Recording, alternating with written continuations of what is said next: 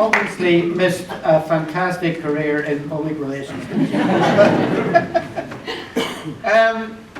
Thank you very much, Dara, and thanks everybody for turning up here this evening.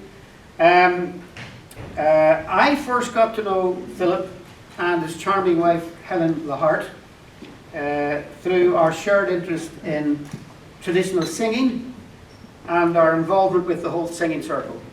And I'm also very pleased to see that there are quite a number of fellow members of Howth Singing Circle present here this evening for the launch of Philip's book.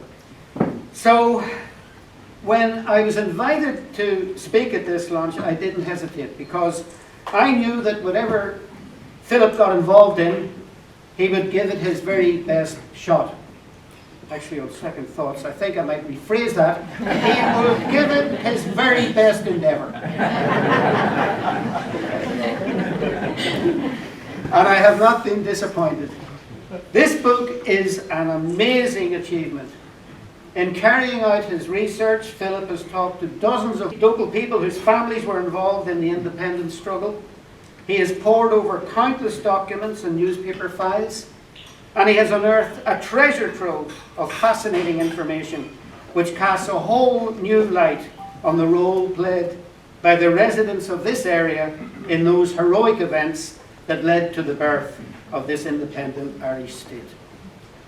Like many people, my initial association with Howth and the events of 1916 were really centred on the landing of 900 rifles from the yacht the Asgard 2 years earlier in 1914.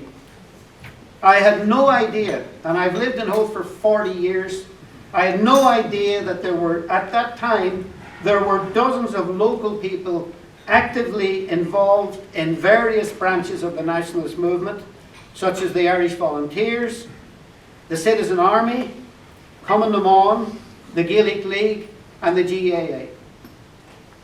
Most of these people were ordinary working people, both men and women. They were fishermen, farm labourers, clerks, domestic workers, and some small businessmen.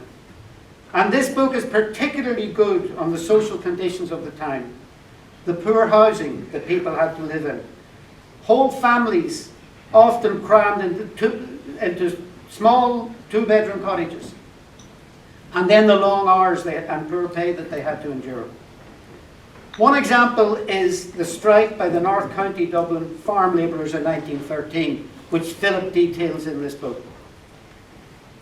That strike succeeded in raising the pay of a farm labourer in 1913 to the grand sum of 17 shillings a week, and it put a limit to the working day of 12 hours.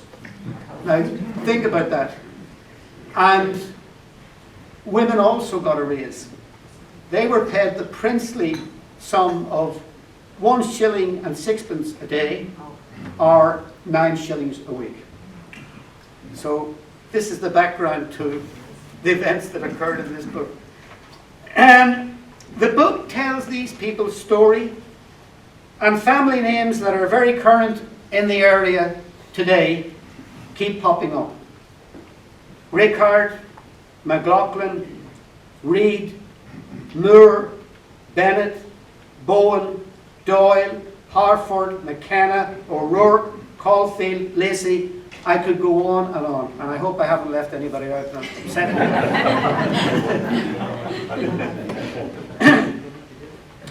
I should not have been surprised by the rebellious spirit of the Howth Baldoyle residents.